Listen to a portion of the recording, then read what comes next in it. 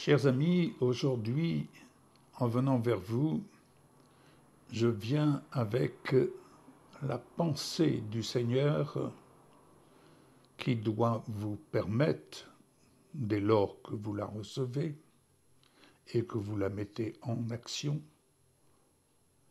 elle doit vous permettre vraiment de mieux connaître le Seigneur en vous et surtout de voir sa manifestation dans vos besoins de chaque jour et surtout de voir que vous êtes animé de son esprit et son esprit en vous est victoire.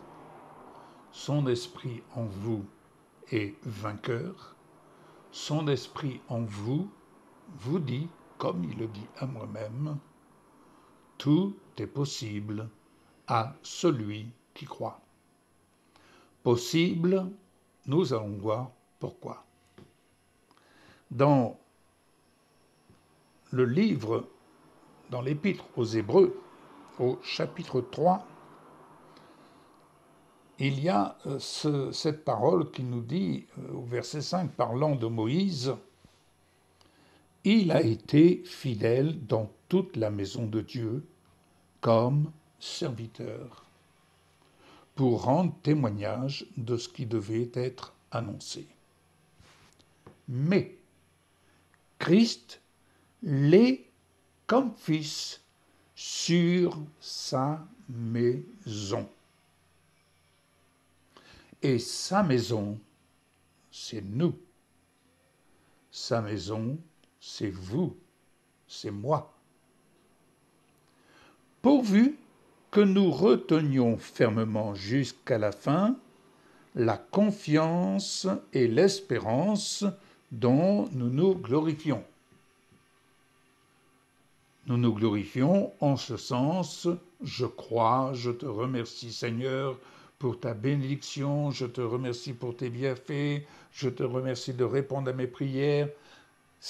Tout ça, c'est merveilleux. Toutefois, je relis cette parole, Christ l'est comme fils sur sa maison. Et sa maison, c'est nous. Parce qu'il a fait de nous, de vous, le temple du Saint-Esprit. Et je rappelle que la présence du Saint-Esprit dans le temple, cette habitation que nous sommes, une habitation de Dieu en esprit, l'œuvre du Saint-Esprit, c'est l'œuvre de la personne du Saint-Esprit qui nous instruit, qui nous donne des instructions pour servir de manière à manifester le témoignage de l'amour de Dieu. Alléluia. Autrement dit, animés de l'esprit de sa victoire, nous sommes entraînés pour agir et répondre ce à quoi l'Esprit de Dieu désire répondre en faisant usage de nous comme étant des instruments de sa justice. À ce titre, j'aimerais partager ce que j'ai déjà eu de partager, mais cette fois-ci, je voudrais insister sur l'œuvre de l'Esprit qui nous donne instruction pour faire, pour opérer ce qu'il veut opérer au travers de nous, au travers de vous, selon son bon vouloir, selon la décision de la volonté de Dieu. Alléluia. Ce n'est pas il faut que, tu dois, c'est apprendre à vivre notre histoire d'amour et à écrire les pages de notre vie avec le Seigneur Jésus, de telle sorte que nous puissions être encouragés, que nous puissions le connaître et être connus de lui, et aussi comprendre ce que le Seigneur opère avec nous et surtout ce qu'il opère au-delà de ce que vous pouvez penser ou imaginer. Le jour où Jésus est entré dans notre vie, je ne connaissais rien de la parole de Dieu, de son contenu. Mais n'en demeure pas moins que l'Esprit de Dieu, m'ayant visité avec puissance, quand il m'a relevé dans sa présence, la première prière que j'ai effectuée comme étant la prière que m'inspirait à ce moment précis le Saint-Esprit, j'ai pu dire avec assurance, Seigneur, donne-moi du travail pour que je puisse soutenir ton serviteur qui, lui, a le message que tu lui donnes de faire entendre à ceux qui sont dans les sépulcres blanchis, de telle sorte qu'ils sortent de leurs sépulcres pour suivre le Seigneur lorsqu'ils entendront la parole. Moi, je n'ai pas encore la notion du message, mais lui, il l'a. Mais pour lui permettre de servir et de suivre, Seigneur, me voici. Je vais, moi aussi, m'associer avec lui pour ensemencer la parole. Et c'est ainsi que je considère être entré dans le champ de mission aux côtés de son serviteur et j'ai appris. Une autre chose concernant la semence. La semence que Dieu inspire, non pas la semence qu'on nous dit il faut que, tu dois. Non, non, non. Pas la semence du légalisme, mais la semence qui est motivée par l'action de l'esprit que nous disons servir la volonté de Dieu. Écoutons alors l'œuvre du Saint-Esprit qui parle à chacun d'entre nous. Et c'est ainsi que dans le cheminement avec le Seigneur, dans les premiers jours, pour ne pas dire les premières heures, n'ayant pas, outre mesure, la révélation, la connaissance du contenu de la parole, n'en demeure pas moins, lorsque mon épouse est arrivée, que nous nous trouvions au pied de ce pommier qui allait être abattu, et mon épouse me dit, chérie, il ne reste plus que de quoi acheter un pain. Je dis, nous allons poser un acte de foi.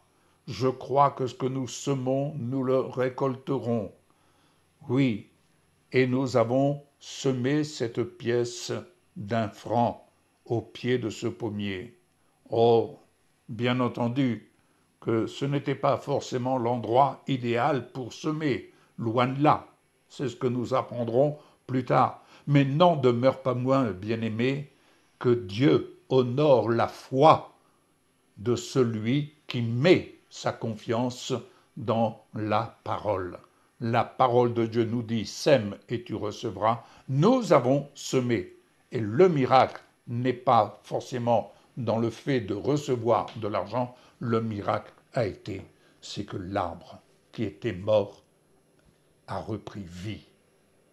Oui, le Seigneur est l'Esprit créateur qui donne vie là où il y a de la foi.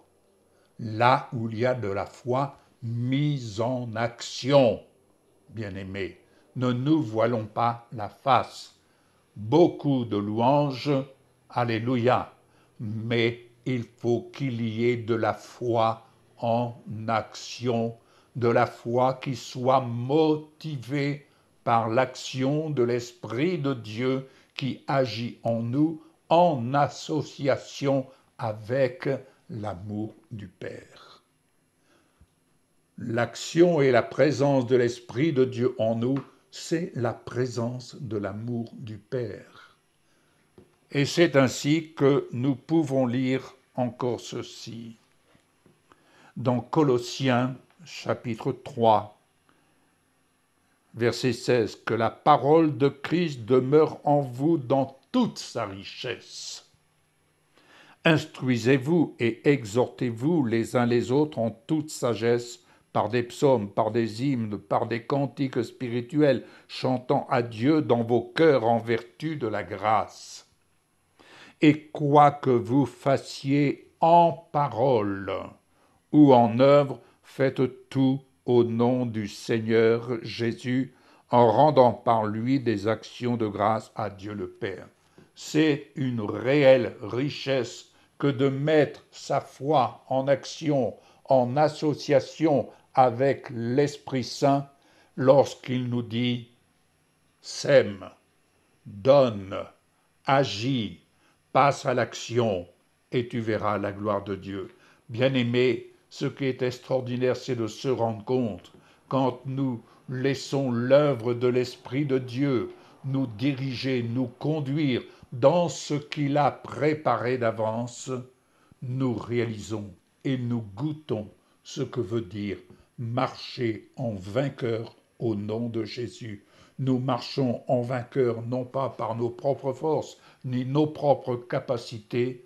Dieu n'a que faire de cela, car il agit avec celui-là qui est faible lorsqu'il dit que le faible dise je suis fort en Jésus-Christ, je peux tout en Jésus-Christ, je peux semer en Jésus-Christ et je crois que ce que je fais au nom de Jésus, je le reçois au moment voulu.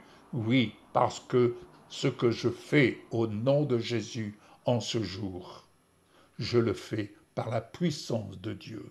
Je le fais par la puissance de Dieu et non pas par mes propres forces. Alléluia. Amen. Voilà la parole que je voulais encore vous laisser et nous pouvons également venir pour conclure dans l'Épître aux Éphésiens. Je lis ici, bien-aimés, la maison de Dieu que nous sommes. Quand il est dit dans Éphésiens 2, verset 10, « Car nous sommes son ouvrage. » Nous sommes l'ouvrage de Dieu, ayant été créés en Jésus-Christ. Oui, l'homme nouveau, l'être nouveau que nous sommes en Jésus est rendu capable de faire comme le Seigneur Jésus lui-même a pu le dire, vous ferez de plus grandes choses que j'en ai faites. L'obéissance commence par les petites choses et de gloire en gloire nous sommes amenés à faire de plus grandes choses.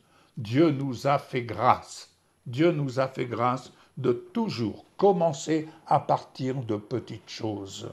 Nous avons pu faire de la télévision en étant Michel et moi à deux. C'était là l'équipe. Les gens nous disaient « mais vous devez avoir une sacrée équipe derrière vous ». Oh oui, nous avions une grande équipe. Nous étions, Michel et moi, une grande équipe avec le Père, le Fils et le Saint-Esprit. Alléluia. Et le Seigneur nous a fait grâce de pouvoir préparer, enregistrer plus de 250 émissions télévisées qui sont passées sur les chaînes européennes, les chaînes chrétiennes, et qui sont encore diffusées aujourd'hui dans certains endroits. Béni soit le Seigneur. Ne croyez-vous pas que ce que nous faisons en ce moment, ce que je fais en ce moment, c'est l'œuvre de Dieu? Est-ce que nous reconnaissons que c'est là l'œuvre de l'Esprit de Dieu? Car je peux vous assurer, ce n'est que le Saint-Esprit qui a pu me transporter sur ce réseau afin de semer sa parole, afin de venir vers vous pour vous servir au nom de Jésus, ce qu'il me fait grâce de servir. Beaucoup, nombreux vous êtes de reconnaître ce que le Seigneur opère au travers de ces émissions. Nombreux d'entre vous, béni soit le Seigneur, soyez encouragés et puissiez-vous à votre tour vraiment semer autour de vous, semer la parole autour de vous. Partageons, quelqu'un quelque part attend la bonne nouvelle qu'il ne connaît pas. Amen. Dites-vous bien que tout le monde ne connaît pas ce que nous avons la grâce d'entendre et de faire entendre aujourd'hui. Alors faisons-le entendre, que le Seigneur puisse vraiment bénir les âmes, sauver les âmes qui sont prises dans le filet de l'oiseleur. C'est bien beau de dénoncer ce que nous avons eu à dénoncer, ça c'est une chose, mais n'oublions pas, il y a des âmes qui attendent quelque part. Alors permettez-nous, permettez-moi de pouvoir cheminer, de pouvoir marcher sur le chemin afin de pouvoir semer sa parole. Et pour semer sa parole, vous savez ce qu'il vous reste. Le cas échéant, si le Saint-Esprit vous parle, obéissez.